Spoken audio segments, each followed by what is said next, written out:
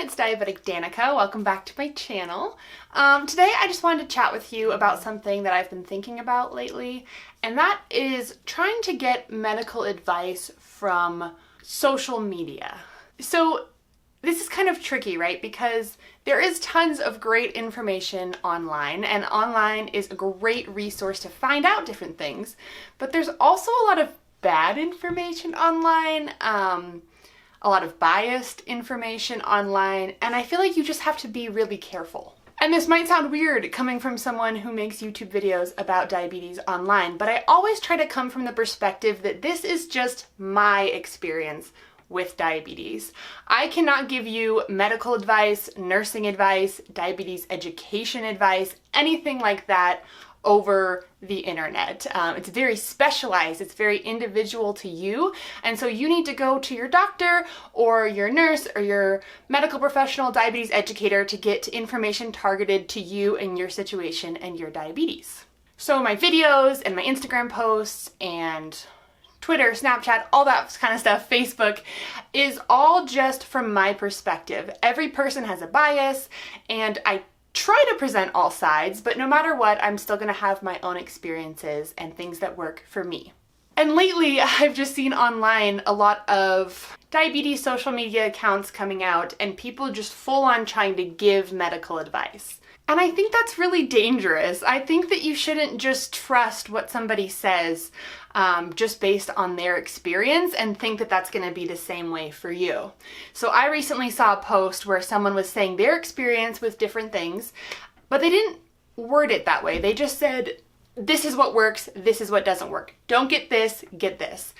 And my experience was the exact opposite of what they were saying. The things that did work for them didn't work for me, and the things that didn't work for them worked for me. And just the way it was worded was in such a way that this is a universal truth. And so I think it's really important to take everything on the internet and social media with a grain of salt, kind of evaluate, and I think as people creating the content, we also have to be mindful of the fact that this is our experience and we are in some ways limited. So I know for me, I always try to word it that this is what I do for my diabetes. This is what I would do if it was me. This is my experience, just because everyone is so different, especially diabetes. I just feel like diabetes varies so much from person to person.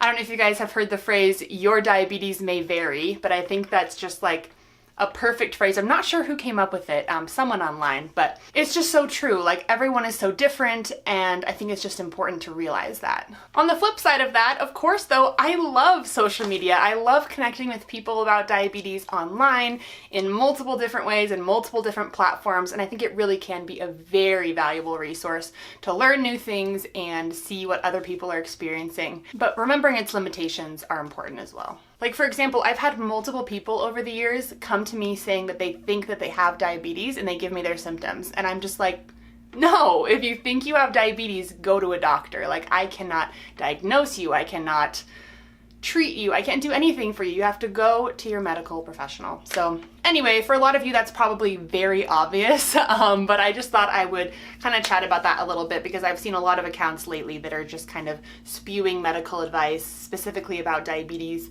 that not only are they not qualified to do, but they really shouldn't be doing on the internet to a generic population that they don't know the individual situation of and treatment of and all that kind of stuff. That's why it's been kind of cool to, as a diabetes educator, to have a more varied experience with a lot of different people. So now I can also kind of pull from what I've seen from my patients and other people with diabetes that I know.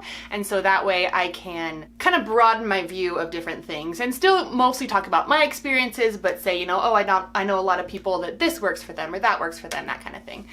So it does help to gain more knowledge from different people and experiences. Anyway, hopefully that made sense. Just something I've been thinking about lately. If you like this video, give it a thumbs up. Don't forget to subscribe. I make new videos about diabetes all the time, and leave a comment down below.